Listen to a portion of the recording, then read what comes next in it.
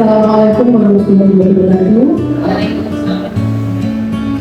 Selamat siang dan salam sejahtera untuk kita semuanya. Yang terhormat Kepala Gubernur Bapak Cakup dan teman-teman dan guru dari kelas 1 sampai kelas 6 yang saya hormati. Puji syukur kita dapat berkumpul dalam keadaan sehat walafiat. Di sini saya akan melakukan pembahasan tentang pelatihan asesmen tes terstandar jenjang SD yang sudah saya lakukan pada bulan Juli. Yang kami hormati Bu Rizka Media selaku narasumber pada pembahasan asesmen tes standar jenjang SD, dan juga Bapak Ibu Guru SD Beragung yang kami hormati. Pertama-tama mari kita memberikan begitu yaitu pengumuman pertama setelah bersama-sama kita, sehingga pada kesempatan siang hari ini kita dapat berkumpul bersama di SD Negeri Beragung berdasarkan sebagai berikut.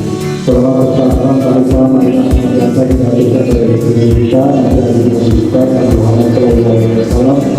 Semoga kita dapat kesempatan diri yang terima kasih Ibu Bapak semuanya. Pada kali ini kita semua bisa menyempatkan waktu untuk mengikuti pembahasan dari pelatihan yang dilaksanakan oleh Bu Rizka.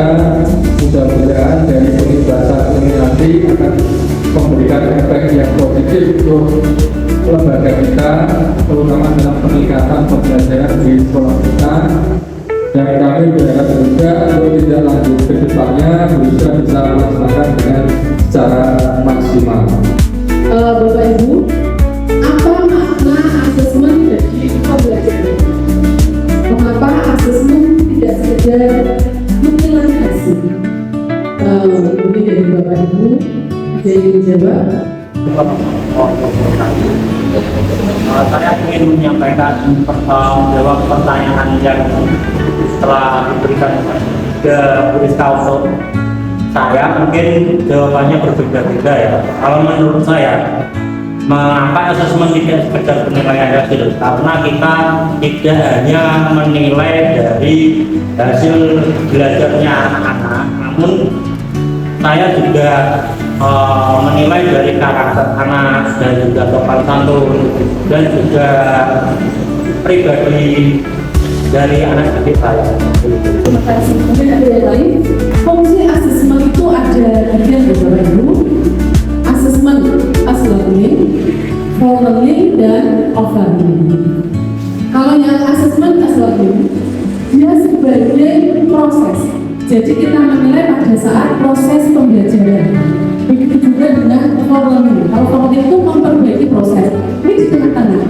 Misalnya panjangnya dalam proses itu anak-anak kurang, bisa langsung dibuat pada saat itu juga. Sedangkan asesmen of learning itu di akhir. Misalnya sudah selesai mata pelajarannya, di akhir panjangnya memberikan pertanyaan atau ulangan formatif. Nah itu ulangan formatif itu ya asesmen of learning. Sedangkan as learning atau learning asesmennya berupa asesmen formatif. Untuk instrumen penyusunan soal ada 3 hal yang harus kita ketahui. Yang pertama adalah jenis soal, kaidah penentuan soal, dan bentuk soal. Jenis soal ada soal tunggal dan soal tunggal. Kalau soal tunggal itu satu stimulus untuk satu soal. Kalau soal grup satu stimulus bisa untuk beberapa soal.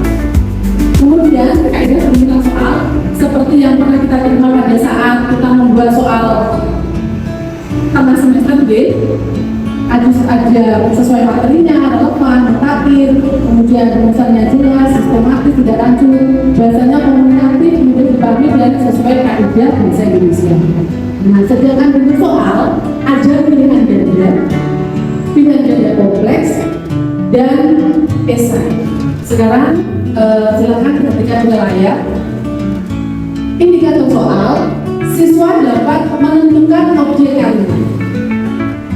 Kemudian soalnya, ibu sedang memotong tempe di dapur. Jenis kata objek kalimat di atas adalah A kata benda, B kata keterangan, C kata sifat atau kata kerja. dari yang panjenengan lihat, adakah yang tidak sesuai atau kurang pas dari soal ini? Dari soal tersebut itu tidak sesuai dengan indikator soal yang ditanyakan. Terima kasih. Ya, terima kasih. Beri tepuk tangan untuk Bu Ismi. Indikator soal menentukan objek kalimat, tetapi pada soal jenis kata objek, berarti ini soal yang tidak sesuai. Untuk mekanisme pengembangan soal, tadi yang pertama kita harus menulis kisi-kisi soal. Dari kisi-kisi soal tersebut, kita baru bisa menulis soal. Kemudian soal itu kita analisis. Dari hasil analisis tersebut, kita bisa menentukan apakah murid-murid kita akan melakukan revisi atau pengayaan. Untuk format kisi-kisi soal, yang pertama adalah capaian pembelajaran, materi, indikator soal, level kognitif, bentuk soal, jumlah soal, dan nomor soal. Kemudian buat kartu soal. Ini saya pakai kartu soal model tabel B. Misalnya CP-nya apa, materi, indikator soal, dan bentuk soal. Kenapa disediakan ada 4 paket soal? Misalnya kita mengajar di kelas paralel. Kalau kita melakukan ulangan soal yang sama di kelas A, bisa saja anak di kelas B bertanya kepada kelas A, soalnya apa dulu? Dan kalau soalnya sudah sama, anak tersebut kan, wah ini soalnya segini, tidak bisa. Jadi kita harus menyiapkan beberapa paket soal dengan indikator soal yang sama. Teman, di sini adalah contoh kartu soal yang saya buat. Ini ada catatan pembelajaran, materi tentang organ penyusun sistem pencernaan. Di sini saya membuat 2 contoh soal, tapi dari 1 indikator yang sama.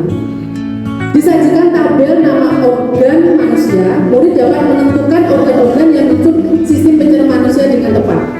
Nah, di sini yang berbeda adalah organ-organnya. Pada soal 1, paket 1, organnya adalah arteri, faring, limfa, dan rektum. Sedangkan pada paket 2, kolon, laring, vena, dan pankreas. Walaupun soalnya sama, tetapi ada yang berbeda, yaitu pada daftar nama organ itu dulu. Nah, kalau seperti ini adalah contoh soal pilihan ganda kompleks. Bisa kita tulis jawaban benar lebih dari 1. Karena kalau tidak seperti ini mungkin anak-anak kebingungan gitu. Kalau jawaban lebih dari 1 itu bisa A, B, C, atau D. Jadi bisa keempatnya, bisa 3 saja atau bisa 2 saja. Setelah kita membuat soal dan kita bagikan ke anak-anak, kita analisis. Dari hasil analisis tersebut, kita bisa menentukan apakah anak itu menjadi revisi atau pengayaan. Jika dia sudah mencapai 80% dari tujuan pembelajaran itu tercapai, berarti dia bisa mengikuti pengayaan. Sedangkan jika belum, maka anak tersebut akan melakukan revisi. Jadi Bapak Ibu, itulah kenapa kita harus membuat kisi-kisi soal ini, supaya terarah apakah soal yang akan kita berikan kepada anak, dan nanti hasilnya bermakna bagi kita. Kita bisa mengetahui kemampuan anak, dan kita bisa menentukan langkah selanjutnya yang akan kita ambil untuk pelajaran berikutnya. Demikianlah Bapak Ibu pengibasan pada hari ini. Semoga apa yang saya sampaikan bisa bermanfaat bagi kita, dan saya mohon maaf apabila ada kekurangan. Akhir kata, wassalamualaikum warahmatullahi wabarakatuh.